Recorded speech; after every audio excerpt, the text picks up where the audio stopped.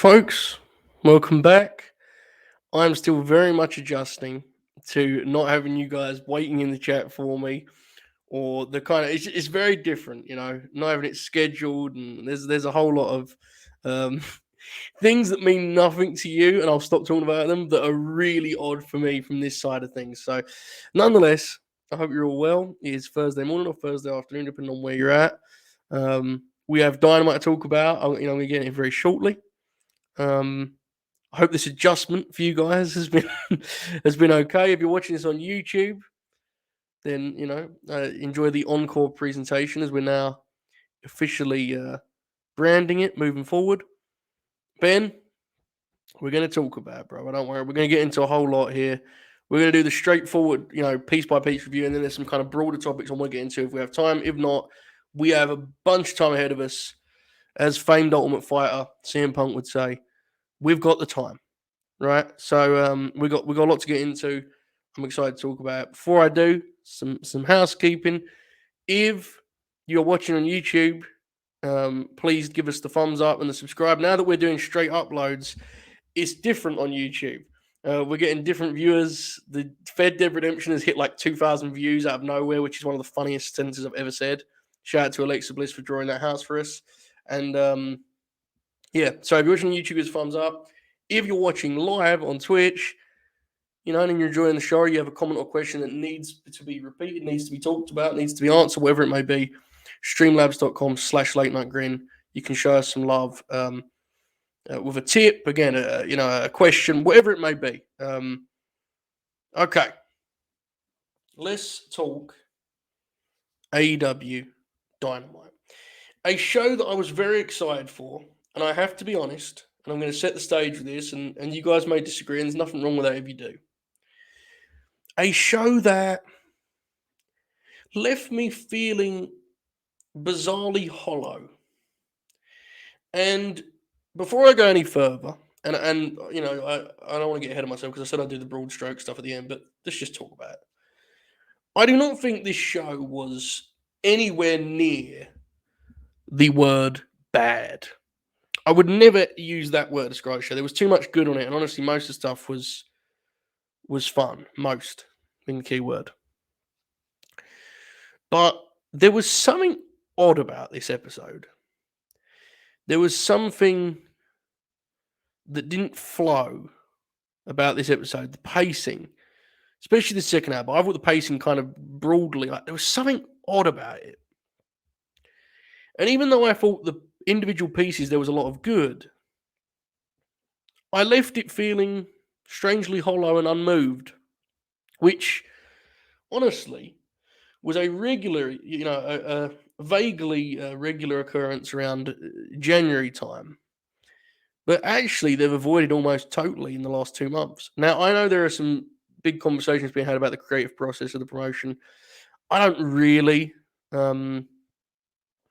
have many big concerns beyond a couple of things. I just didn't have a great time watching this. And I will be completely honest and transparent with you guys and saying that I think part of that's a personal thing with my preferences on who was on and who this was built around.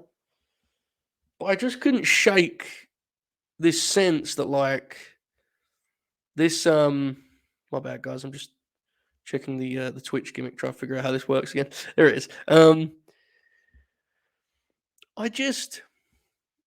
I didn't have a particularly great time watching this, and that isn't really great, a critical review perspective of it. I understand I'm going to try and do better when we go segment by segment, but I will just say that now I didn't have a great time with this show, which is a shame because that's not usually the case. Now let's go into it piece by piece.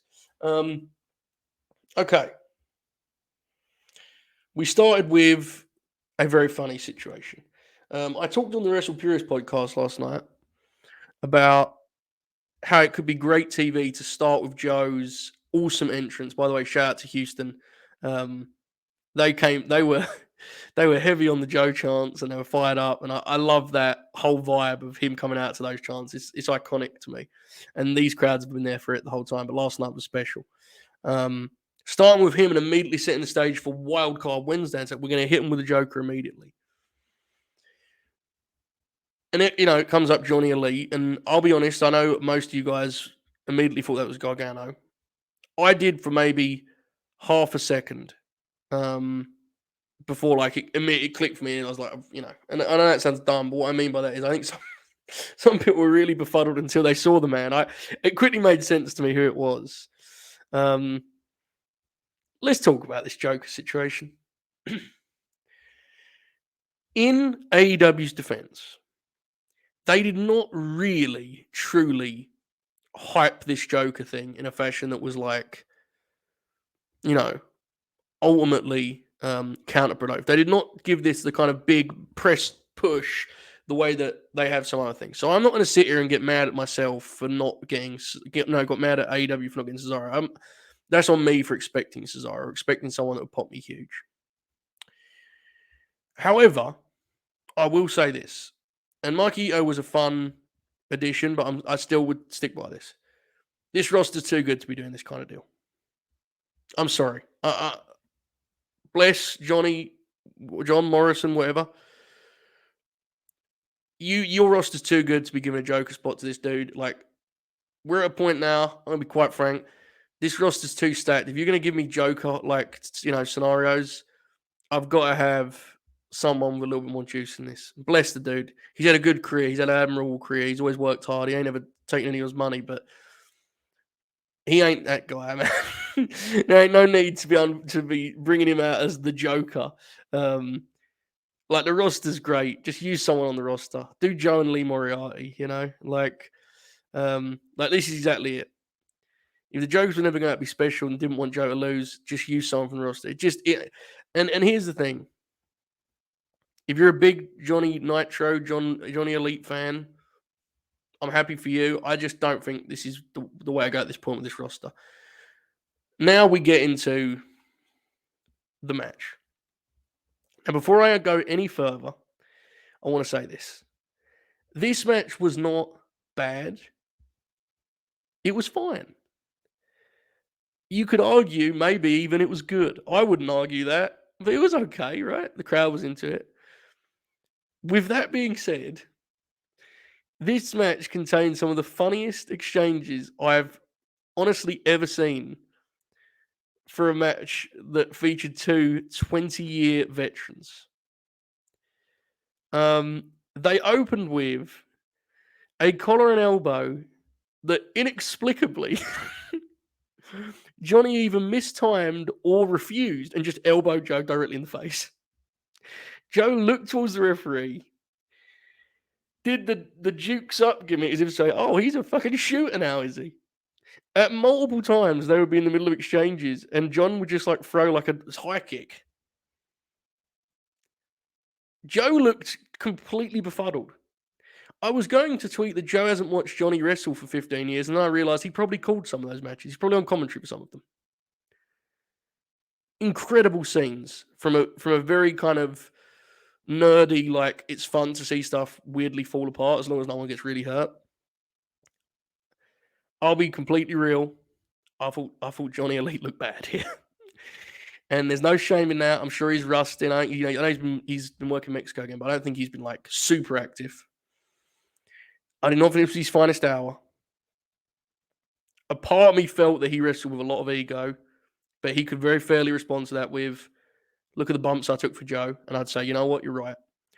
All I'll say is, I think we should be very thankful that Joe actually does have he has some left, and more than that, he's got his aura back. I just saw the Power Backup Hangman use that exact phrase, and he spun. He has got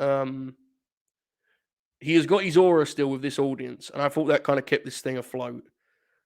But I will say that these two they'd never met, let alone shared a ring. I mean, it was striking, some of the communication issues and some of the stylistic clashes. And here's the deal with that, folks. That will happen sometimes. That doesn't mean that you just throw matches out there and go, well, not everyone clicks. You could have asked almost anyone if this would have clicked. I think they'd give you a pretty good guess that this was going to be a challenge.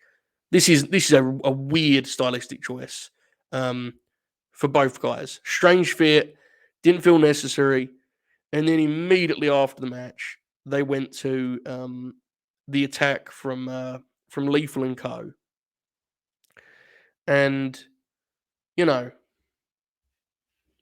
I don't want to sit here and pick holes and critique Samoa Joe's usage because, to be quite honest, you guys, I'm just really happy to have the guy back. With that being said, this is some awful prelim stuff, isn't it? And when I say awful, I don't mean like terrible. I just mean it's impressively prelim. It's just there's nothing exciting about it, you know. And like we'll talk about the Owen later, but this is a big problem for me. Like one of my, probably my favorite wrestler ever is in the final four of the Owen, and it feels like that's like not even exciting or interesting because I know that this lethal thing looms. It's just I don't know. It's a weird deal. I think it's not the best usage of Joe, who probably doesn't have a whole lot of time left, and as an in-ring guy, it feels like a waste of some of that time. And this is absolutely the case. To be clear, like Will says it, and he's right. Like you could see Joe was tired, and he's at this point, he's not a guy that you want to be doing this kind of shit with, man. Like just throwing dudes at him and being like, "We'll figure it out." I thought his sheer aura and overness kept the thing kind of moving because he could still just hit guys hard. But he certainly ain't a guy who can like lead someone like Johnny Elite through a match at this point in his life. And there's no shame in that. As you say, he's 43. But yeah, I didn't like this very much, unfortunately. I will say it was very funny if that helps, but I don't know if that's what they were going for. And again, yeah, the lethal stuff is like bordering on parody to me. Totally. Okay. We got the Young Bucks Hardy Boys thing. I thought this was pretty fun. Matt Hardy was good here. Yeah, this stuff's fine. I mean, I've said to you guys before, I don't really care about the actual match we're building to, but it works. You think Johnny will be back? He probably will, to be honest. I don't really think he should be or needs to be, but I also don't want to like root against him not getting a good gig like that. So maybe I think it would be kind of unnecessary, but it's no big deal to me. Okay, best thing on the show up next: Hangman Page, Konosuke Takeshita. Yesterday, I was slightly tempering expectations, much like the AEW video game. I was telling you all, I don't know, guys. I just don't know if this is going to be quite what people want it to be. Like I'm saying, I think it'll be good, but I don't know if it'll be like a full Takeshita showcase. Well, I was totally wrong, but I think part of that is just how spectacular he is. Like, Shoot text me this, and I'll just completely steal his talking point because he's spot on. Takeshita is so special in that, like, him just hitting the ropes and creating any kind of motion in the ring is like a sight. He's very, very unique in that regard. These guys were hitting each other real hard. They're a really fun stylistic matchup because there's a lot of overlap there, I think, in kind of their like hybrid, Swiss Army knife style kind of deal, right? Like if you said what kind of wrestler is Hangman, I think Takeshita kind of you can give a similar description to. And I know his reputation is pristine. Yeah, I thought the action here was fabulous. I actually, to be totally honest, was surprised how far they went with it because I just thought it'd be more about the Punk thing. Now I do have some talking points about that, but just stop here. Takeshita got over huge with a live crowd, and he needs to be on TV regularly as a wrestler. Now his push will be an interesting case study in that this roster is absolutely loaded, and it's going to be difficult to give him the full focus that you may want to in a different situation. But that still doesn't change the fact that he needs to be wrestling on TV. I see a lot of TNT title talk. I think some of you guys in the chat said it. There you go, Bill said it. I like that. I think right now, though, the TNT title needs like a big name, and then we can go in that direction maybe. But a big thing for me would be, I think that Ring of Honor would be a really nice place to give Takeshita a spot to kind of really spread his wings and fly. I think he could be one of the top guys for that brand, to be totally honest. So, great performance. Hangman, again, reiterating to the wrestling world, just how good he is inside the ropes. He doesn't often get brought up in the conversation of the best guys out there, but he's he absolutely is one of them. And I think every time we see him wrestle, we're reminded of that. So fabulous effort and a major, major moment in Takeshita's career, which hopefully one day, when we're doing the Green Grappler in 2035 or 40, whatever, we'll go back to this one and pop huge, because it felt like a real moment for him in terms of getting over with this crowd. And let's be clear, he's shown signs of doing that anyway. It's not like he's been waiting a long time. He's just got here back. So it just shows you how special he is. Post match, we had this kind of standoff deal with Punk, and the crowd came up big for it. I will say, and this is going to surprise no one watching this, because when I was pitching stuff, I'm sure you all thought, why is Joe talking about stuff that he knows isn't going to happen? There's things I do differently with this build. It's good. It's doing the job. I can't wait for the match. There's some intricacies that I talked about that I wish were here, though.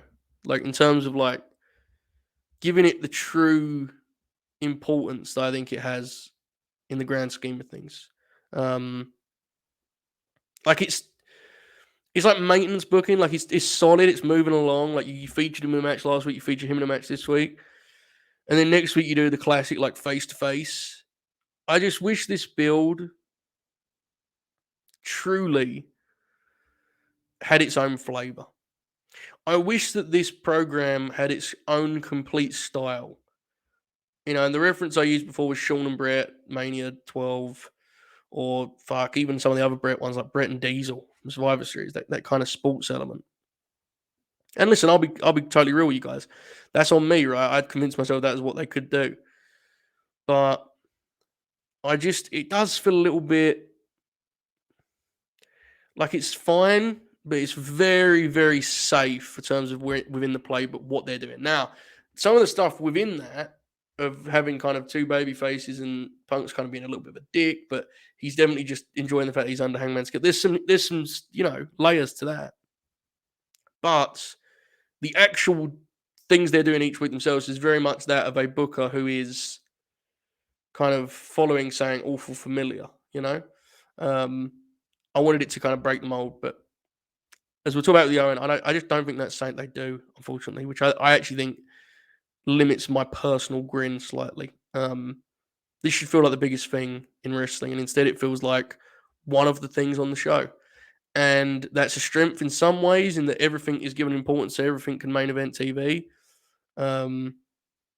But it's a weakness in that I think some things could be fully explored in ways they just never do. And this feels like one right now. Now, they've got a big segment next week, so I'm not trying to jump the gun here, but brothers, CM Punk is about to have his first world title match in like 9 years, nearly 10 years. This capture that gravity. This had some weight to this deal. But again, I'm not saying the stuff they're doing is bad. I just think it could be more central. I actually am going to read this because I think there may be some truth to my personal review, and I want it's clear. I genuinely feel like Johnny Watergun killed the move from my viewing experience, and the Punk Hangman angle would have felt better on a different show. I will be clear, if you guys think I'm too low on this show, I was, and let me stress, this is on me for convincing myself it's Cesaro, but it did affect my grin. I'll be completely real with you guys. So if you think I'm being low on it, it may not be that I'm correct. It may be that I was just simply skewed. Hangman's Horse says, my God. Every time I see that name, it pops me. Great, brother. He says, probably in an island here, but I've enjoyed the build. Feels like it's all about the title and that's still on prize. I don't think you're on an island at all. I think you're right to enjoy the build, because I think the build's been good. I just think it could be like more special. Like, I don't think it's been bad, but everything they've done has been solid. And it feels like a massive match. I just think the build could be like, have more kind of meat to it. That's all. And like, this is honestly, I think the spectacle may carry it anyway. But I think you're right to say that. I think it's interesting. It's just my read on it. Again, you have to understand a lot of this is the fact that it isn't exactly matching my fantasy booking. So it's not like I'm okay. Let's move forward here. Just to reiterate, though, that match was awesome. Fuego is him and the Dark Order are fighting the House of Black again. Is this necessary? You know, I think Fuego, he's good. He's good at what he does, and I actually think he's a pretty good promo. But like, I tweeted they've done this match before, haven't they? And someone was like, "Well, Stu Grayson was in that one." That just means this one's like a worse version. It's this House of Black stuff, man. Let's get some. I think we all know where we're going, but like, can we get on with it, please? I mean, it's just so slow moving, isn't it? Fuego's still trying to fight these guys, and he's gone back to Evil Uno for help. Needs some juice, man. Just give the House of Black something worthwhile. I mean, I'm sure the match will be fun, but come on. Speaking of fun, Swerve Strickland, and Keith Lee. It's the Workhorseman. I love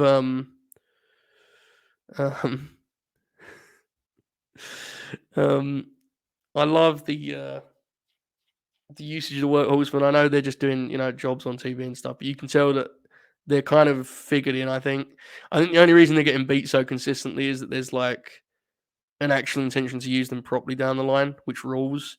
So I'm glad to see them guys getting this opportunity because it is a big opportunity. Now, we need to talk about this Swerve Keith Lee situation. Both of these guys should and eventually need to be single stars. However,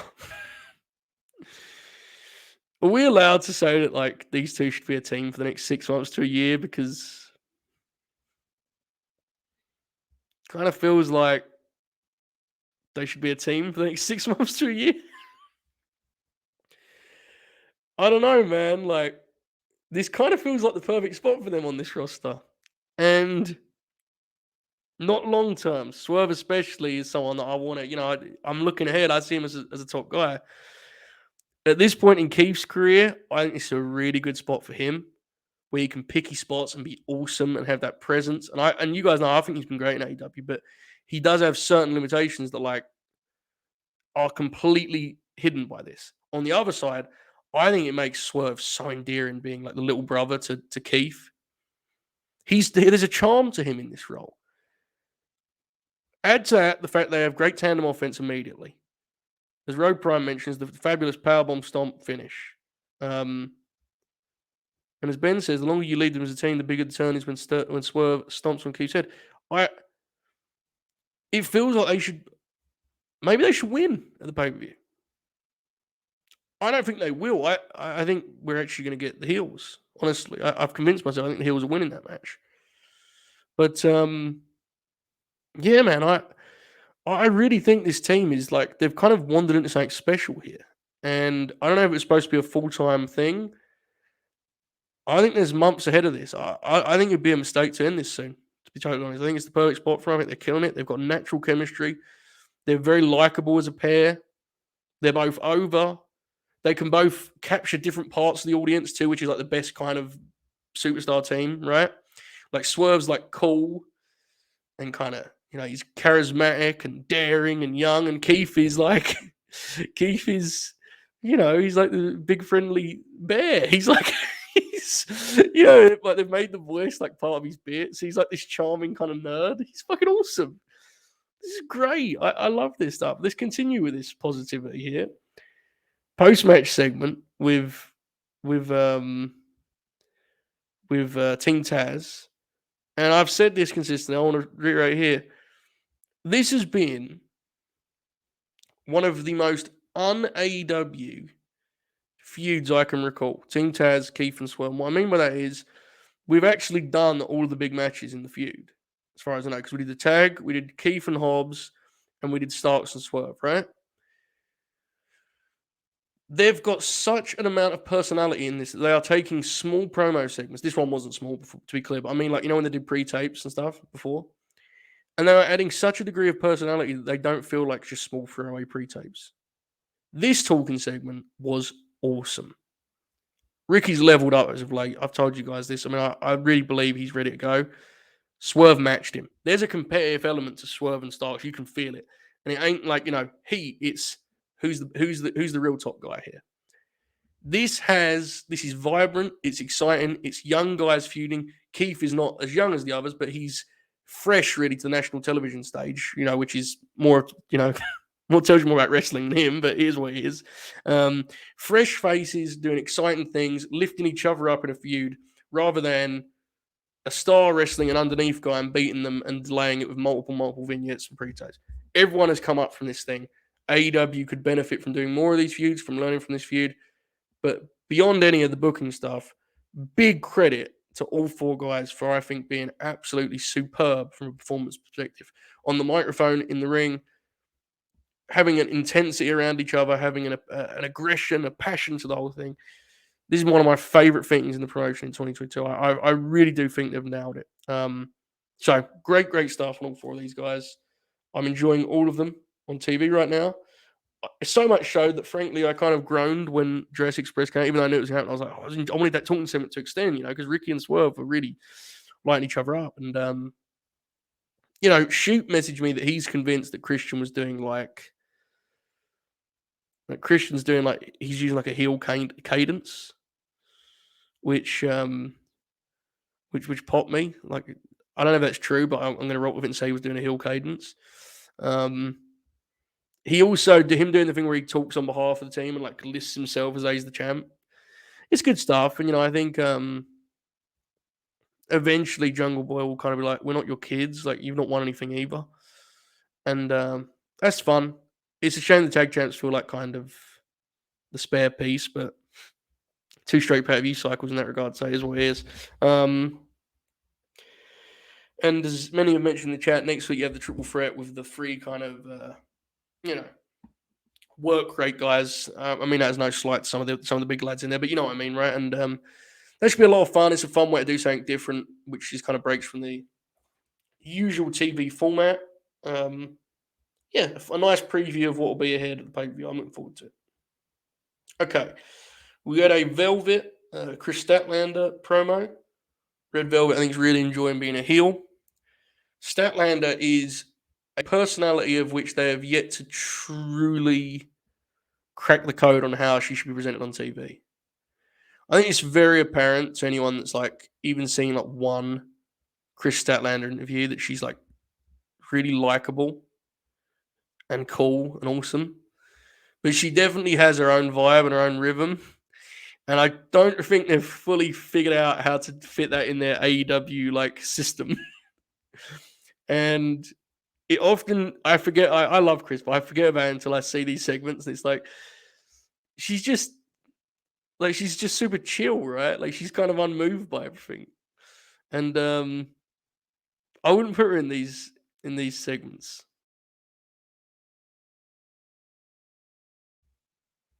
Hopefully I didn't freeze for long there. I'm told that the freeze is shorter now, which is very exciting. I don't know how it works, frankly. I don't watch the shows, so maybe that was a long freeze, maybe it was a short one. But Chris is great. I just think it will be interesting to see if they ever fully figure out the kind of making her personality, which is wonderful, but truly shine through in a wrestling setting. Speaking of making someone's personality shine through, many said we couldn't do it with young Bobby.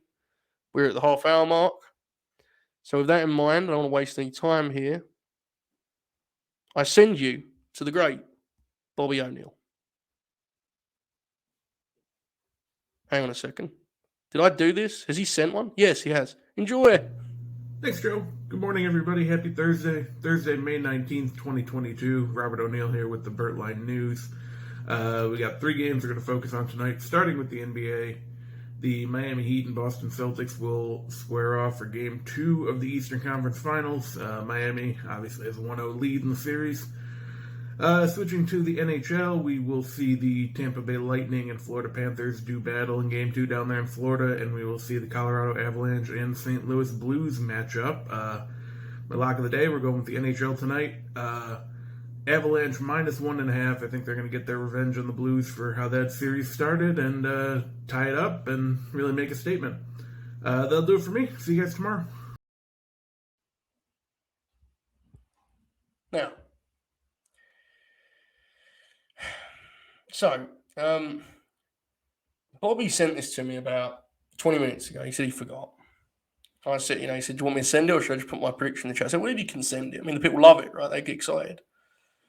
I have to say that Bobby was talking there for about 50 seconds, I think.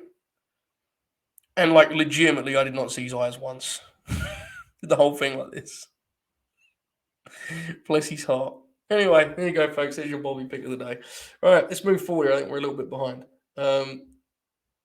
MJF and Spears, the last year segment with Wardlow. I hadn't thought about this at all until yesterday when we were previewing it, and in the end, I kind of myself and you guys in the chat, we kind of just stumbled into being exactly what it was. Rather than a chair shot, it was a low blow, and they got some heat with the ring and stuff. They can't miss in this feud, apparently. Everything they do gets over huge, and it isn't just by coincidence. It's because everything they're doing is clicking and everything's working. This is one of the most reliable things from a story perspective that they've ever done.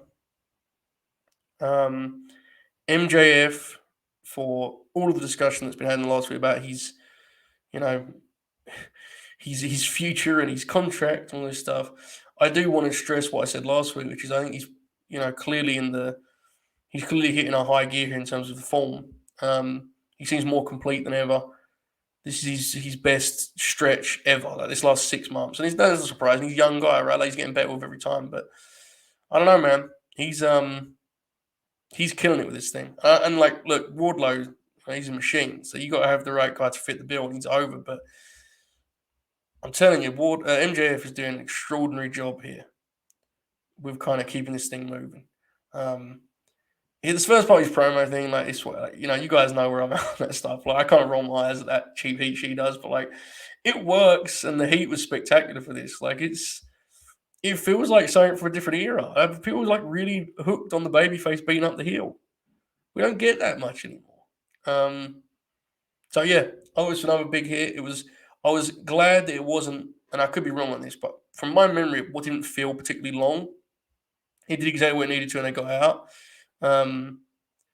So I didn't, it won't stick with me the way that the old Code Man one did, but I think that was the idea, right? It was Wardlow didn't sell.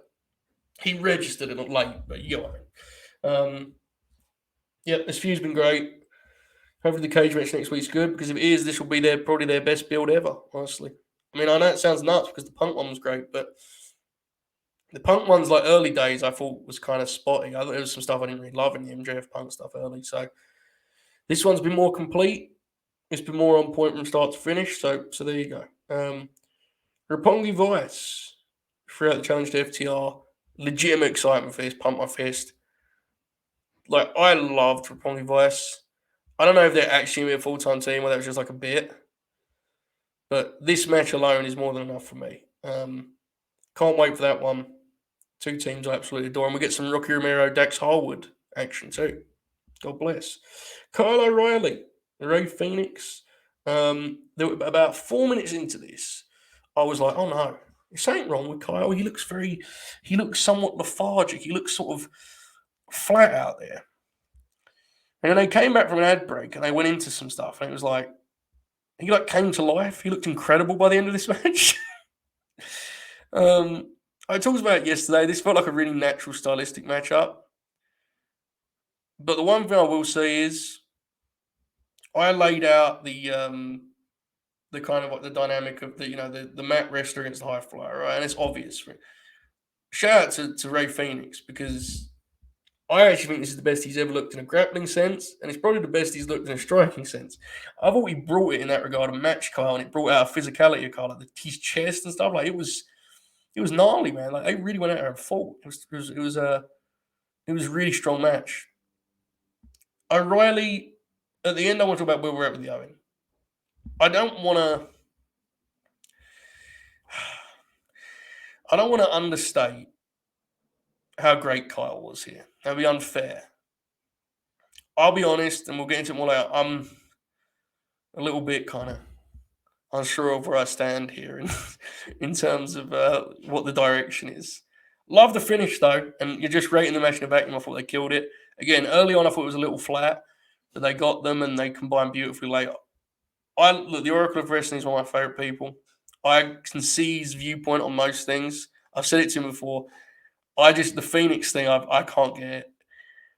I just think he's so spectacular, you know?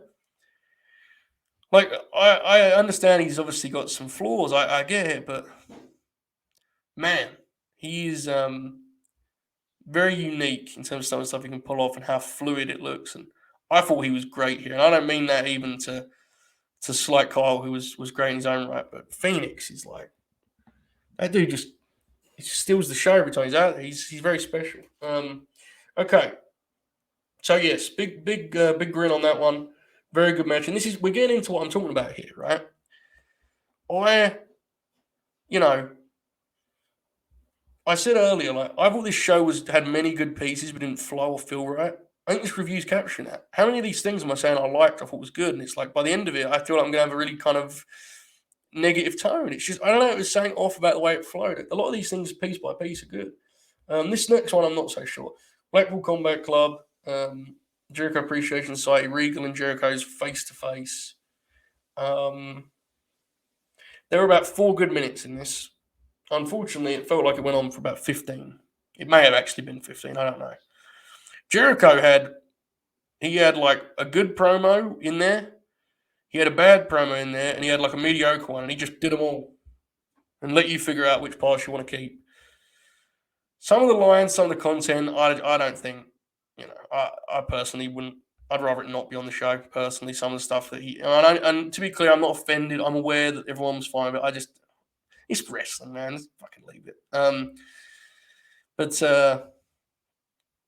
it went on for some time. On the other side of things, I love the man. I adore him. But, you gotta, Regal's someone's got to tell him this isn't Full Sail University, brother. There's more than 400 people. You got to kind of project to the live crowd. I don't know how I approach this way. And honestly, even if I liked his delivery, this was not the time for like Regal to be funny man. He's got to be the violent guy. The whole point is that he's not a sports center, he's a pro wrestler, and he did that stuff. I was like, that was weird. I mean, I love Regal. I don't want to be critical, but like, he wasn't very good here, unfortunately. And he was very, very short, which is telling its own way, because it's supposed to be their segment, whatever. Who else talked here? King obviously did his usual, we'll fight deal. We'll get to that in a second, actually, because first they did Mox, right? Mox, his piece of this was the best part of all of it by far. By absolute, miles. His response to Stadium Stampede was so organic and authentic, and it felt completely natural. That's the beauty of John Moxley as a wrestling, wrestling character or whatever. Like, it was just absolutely spot on. That part I loved. King, I love the running bit that he resents that they get booked for these talking segments. Pops me. And I loved that when it appeared, they were going to dismiss the Danielson thing. It's just like, we referenced it, that's enough. It immediately became a fact of those two going head to head. So this segment, I thought, had good in it and was ultimately kind of fun. But you could equally describe it as a mess, and I'd be like, yeah, you're right. It went on for a long time. It was thin in terms of the actual content, being put out there. Too many people. Mixed messages in terms of, having Regal be kind of comedic. And if you're going to do the serious things, just got real shooty stuff, don't mix it with all this other stuff.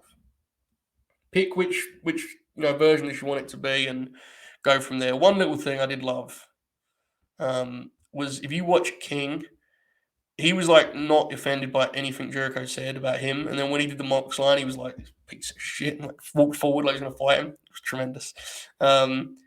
Yes, this is not going to be blood and guts. I think that this is going to be like a kind of crowd brawling, plundered, hardcore battle thingy. They'll do blood and guts later. I think the heels will probably win this one, actually, hilariously. And they'll do blood and guts on TV, I think. That's just my guess, though. I don't know. All right. They then cut to Dante and Matsuda, who inexplicably had asked for a camera to be on them so that they could respond to something that had only happened 15 seconds earlier. That match will be good on Rampage. I hope Danielson's good. Goes without saying. Dr. Britt Baker, DMD, and Maki Ito. I kind of wavered on this pick yesterday because the debut talk, with Tony Khan, which Monty rightly told me could just be him messing up what he said, which, yes. And also, there was some talk about the flights, I think. That was the conversation. But it always felt like her to me because I didn't think Britt was ever going to lose. Yeah, this is worth. Eddie was over absurd last night. Bro, you know how over you got to be for like wild things you play and people just stop and chant Eddie anyway? Nuts. I know that she's very polarizing among people that watch AEW, and I guess I get it. I think Maki is kind of a treasure. I think she's a joy to watch. This wasn't like, obviously, I don't think they were going out there trying to have like this great match, but they were basically doing just comedy and like crowd work, and I thought it ruled. Now, when I say it ruled, I don't mean it was like 4 stars on the spreadsheet, but I just enjoy watching Maki. I don't know if maybe I'm getting kind of maybe I'm changed too much and I'm too open-minded with this comedy stuff, but I genuinely think it's fucking awesome. And like people I rock with were like, they're not too sure on it. And I'm like, I don't know, man. It feels like this is awesome. Maybe I'm right. I don't know what the consensus is, to be totally honest. From what I'm told, her work in Japan is like she does a lot more kind of genuine wrestling stuff, from what I gather. But I just think it kind of rules, and the crowd loved it in the end. I will say that, and someone said in the chat, I don't think they were particularly happy with the actual Joker pick itself. But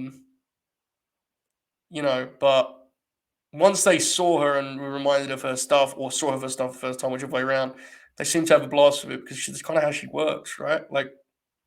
So it was a lot of fun. If you were underwhelmed by the Jokers, I get it. I will reiterate what I said earlier. In their defense, they didn't really hype it much. You really should blame people like me that talk about this shit every day and drove it into the ground. Because honestly, they didn't really make too big of a deal of it. So there you go. Okay. Let me scroll here. Any thoughts on a licensed song for a new King theme?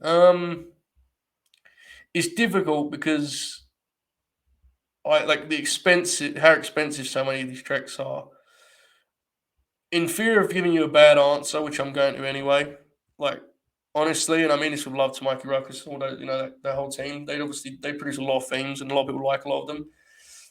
He just needs like just some real shit, man. There's no way for me to say it without sounding like a slight on what he already has, but like I ain't rocking to that version of when the world is cold, bundle up. I mean, I get that it's awesome because it's all Eddie's like phrases and quotes and quirky things that he says. Like all of it is. The shit about my name rings bells. That's like Eddie's been saying that for years. But that delivery, not on my playlist. I'll put it that way. Okay. I agree with this. Actually, don't have that. When a wrestling show owns Bobby O'Neill, it immediately is like high level, in my view. Okay. Yeah, see, this is the thing. Is like you could do Park, but it's like, man, I just think that would be a real challenge. It'd be a real challenge. And hey, a lot of people love Eddie's theme. It's very well known. It's not actually well known at all, other than people like to talk to me, privately, because I don't want to be mean about him there because he seemed like a lovely guy. I don't love a lot of the AEW themes.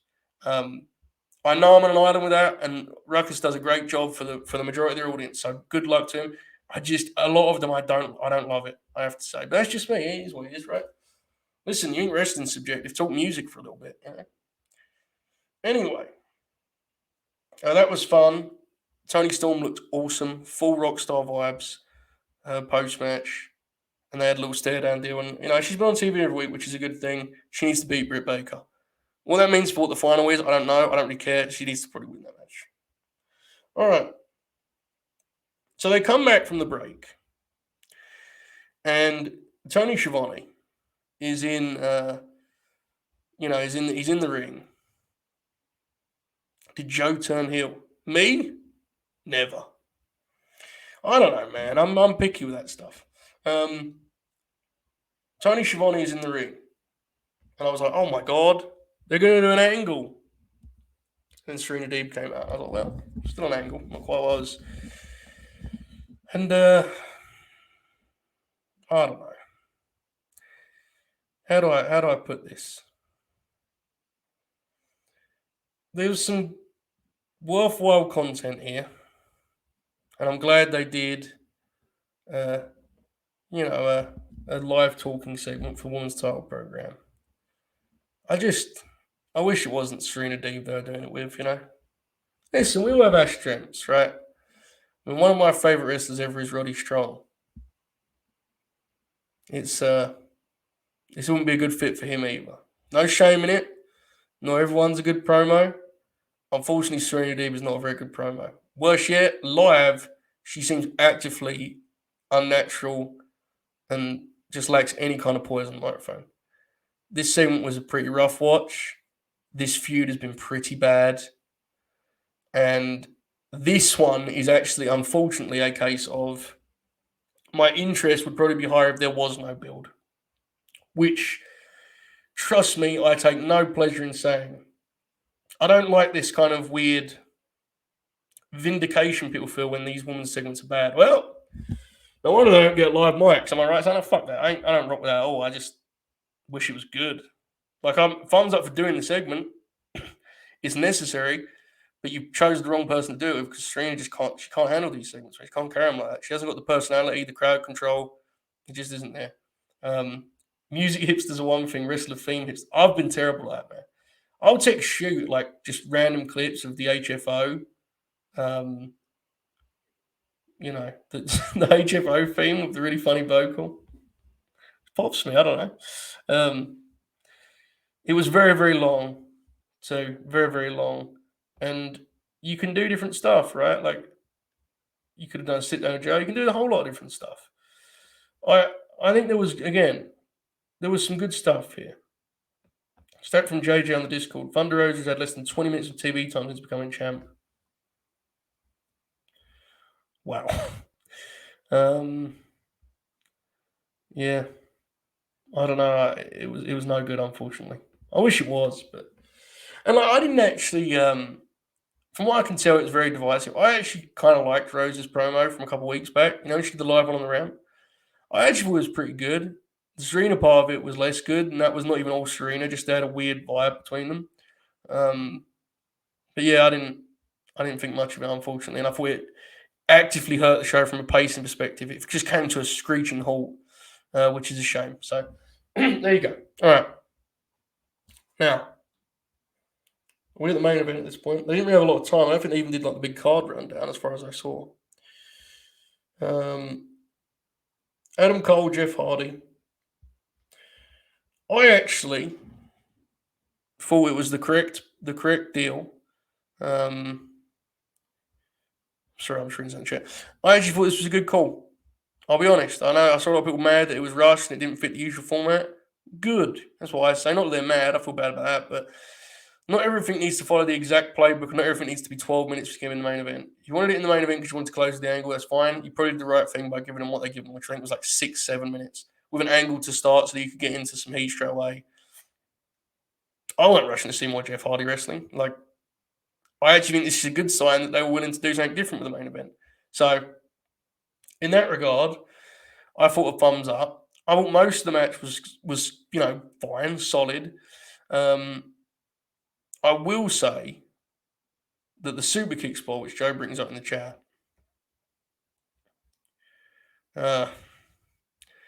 Phil Lindsay, the great Phil Lindsay, described it to me, and it sounded awesome, but I saw it and I was less impressed, I have to say.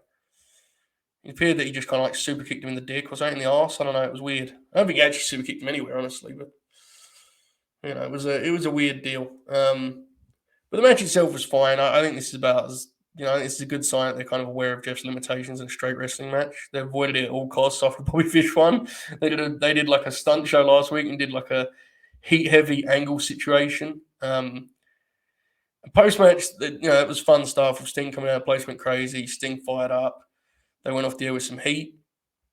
My guess is that I think we're going to do Bobby and the Bucks versus Hardys and Darby at the Pape. I think this angle was to get Sting out of that. That's my just personal guess. I don't know. Could easily no-sell it. And they'll do Kyle and Cole in the final. Alternatively, they could do Joe and Cole and have Kyle with Bobby and the Bucks and have Sting with Darby and the Hardys. Then they probably do in California the actual tag match. Alongside, I would assume, Samoa Joe and Jay Lethal would be what I guess they do in California. So now I want to get into some big topics. We only have, we have a little bit shy of 10 minutes here before we wrap up the Bert. And before I go any further, I want to say this is not even really, some of this stuff's subjective, a lot of it's personal preference. So if you disagree, I'm happy for you. Keep grinning. I'll start with stuff that I think is objective and we'll see where we go. I'm disappointed in the presentation, the placement of the Owen. It, to me, is completely just blended in with everything else in the show. It has no sense of spectacle. It's not grand. It's not unique. It doesn't feel like something I'm going to anticipate year round, which is what I wanted it to be. It instead is just a collection of guys on the roster having matches. And let me tell you something, most of them are good matches. I ain't here to tell you this is, a disaster, a disgrace, or anything like that. It's for a good cause. I ain't trying to shit on it here. But it has very little true appeal from a television perspective. The lineup is a complete just random. You've got top guys never even referenced the tournament, which immediately lowers its importance. And you have old Johnny, Elite walking in there to get a spot. I don't know why. It's got this weird dynamic where it feels dragged out because the qualifiers and how they were handled, but also feels incredibly rushed because the actual tournament itself has kind of been, Cole was in the final, but the other guys did their quarterfinal last night of their semi. It's disappointing. And I'll say it again, guys. Look, maybe, just maybe, it's on me. Maybe I shouldn't have expected it to be different. I didn't expect, but man, this feels like it could have been something really special, This feels like it could have been something truly unique to US TV, pro wrestling. And instead, it's just like, these are some of the matches we got on Dynamite, and they just got they changed this Tron thing to be in pink. And it's like, with the logo. And again, it's for a good cause, and I'm glad it's happening, but it's just such a kind of, it's like just a thing on the show. It don't feel grand or important or awesome. It's just, I don't know. And I do agree with this. Like, you can turn it around some by making the eventual presentation for the winner like really awesome and special. But personally, if you're not going to give it any kind of bells and whistles from a presentation perspective, from a production perspective, you got to go harder on the bracket. And I think it's a good bracket. But like, I saw a lot of people last night. Well, obviously the Joker wasn't a big deal. Joe can't lose. Brothers, he's my favorite wrestler ever. Of course Joe can lose. Look at seriously, think about the audience that attends these shows. Are you really telling me that if they did Bryan Daniels and Samoa Joe in the call round and Joe lost, people would go, well, fuck. Let me get a refund on that Samoa Joe t-shirt. It's just, it feels like a bunch of underneath guys fighting for a tournament that has a wonderful, wonderful message to it, but ultimately has no real, true stakes. And it doesn't need to be for a title shot or for this or for that. It can just be that the tournament is that important, but they haven't done a good job of conveying that. It's very disappointing. And it might not disappoint you, and that's fair. I'm glad it doesn't. But me personally, it's kind of bummed me out. I have to be totally real. I wish it wasn't that way, but it's just a shame. Personally, and this is a good topic for another day, maybe we'll do it on the grin. I would have tried to not do it for a pay-per-view build. I'd have maybe tried to pick out a couple weeks of TV and made that the Owen season, where it's just wire to wire Owen Hart, and you do the videos, you change the whole look. Do I think that's possible? Probably not, but to me, that's what you needed to do to make this feel special. Now, if you're not going to do that and you're just going to do matches, I think the bracket has to be stronger. And I say that to someone that liked the bracket. You need more top guys in there. You do. Because otherwise, as a fan, it's hard not to just look at it as less than. Because like multiple top guys have never even referenced it. You know?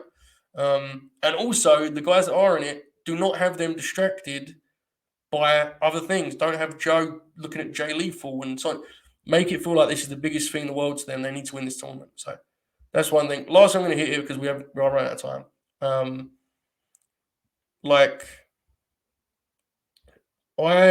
And this part is totally personal, and you guys disagree, that's fine, because a lot of you guys like this act. I am struggling somewhat personally from an investment perspective with some of the dudes that are featured on this show. I'll be real with you guys.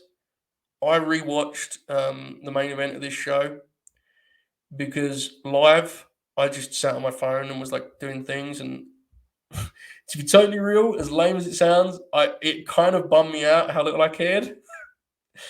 And that maybe is just a personal thing. It would make some sense if it was, frankly.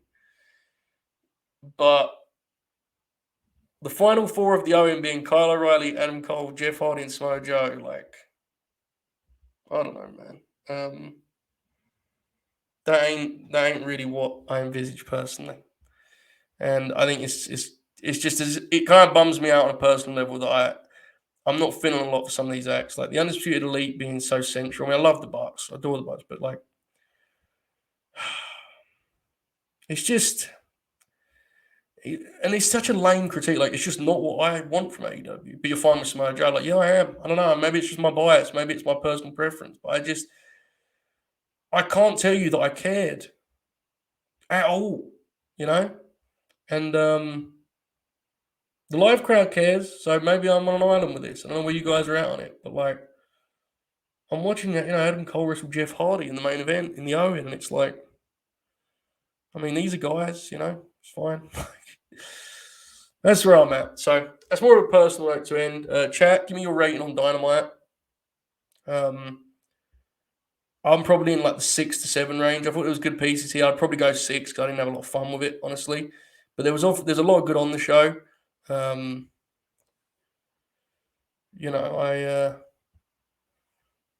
think 6.5 seems to be the consensus. Yeah. So a lot of people really like the show. If you really liked it, that rules. I didn't particularly like it, but I can see that there was a lot of good stuff on it. And just to reiterate, the kind of closing note of this was very much a subjective element. I think TV product's been really good recently. This isn't me hitting the emergency button and saying, oh, hold on a second, is everything falling apart? I think this has been probably their strongest pay-per-view cycle in terms of week-to-week quality. Whether it's their strongest builds, I think you can debate that. I don't think they've ever been perfect in that regard, honestly. TV to TV, I think it's been their best. So, there you go. But hopefully, some of the folks that I personally enjoy get some stuff that pops me more moving forward, and maybe my enjoyment will be better next week. It often is very, very high. So, anyway, run this deal close. But we're gonna hit our hour mark as usual. If you are watching this on YouTube, I hope you enjoyed. Do the thumbs up gimmick, please. And if you're watching on Twitch, thanks for tuning in live. Right, I appreciate all of you adjusting so quickly. The last couple of days have been two of our best days ever on the YouTube. Fed Dead Redemption inexplicably hitting 2K is still one of the greatest things ever. I'm going to mention that on every show. Patrons, latenightgrin.com. Sign up for just $1. No tears, just grins. We're going to do a show tonight. Probably myself and Oracle. Maybe J Show too. But there's going to be a Grinners exclusive on the paywall. So sign up if you're interested. And, keep your eye out for that if you're already there. And tomorrow, retire the rankings as well as the world famous Late Night Grin. Next week is big. All right, it's big. Next week, we're going to have the AEW draft. We're going to have the Grin Grapple with William Regal. And on one final note, maybe not the best time to advertise it because tonight's, last night's program wasn't great. But if you want to send in a video message about the great William Regal, then DM me because I may put together like a compilation. I want to kind of make the Grin Grappler increasingly special. So, appreciate you all. Hope you enjoyed Dynamite slightly more than I did. It was a fun show. There was good stuff on there. And until next time, the Bert tomorrow behind the paywall also. Remember that, 10 a.m. Eastern, behind the paywall. Keep grinning, folks. Until next time, in the meantime, anyway, enjoy this outro. All hell.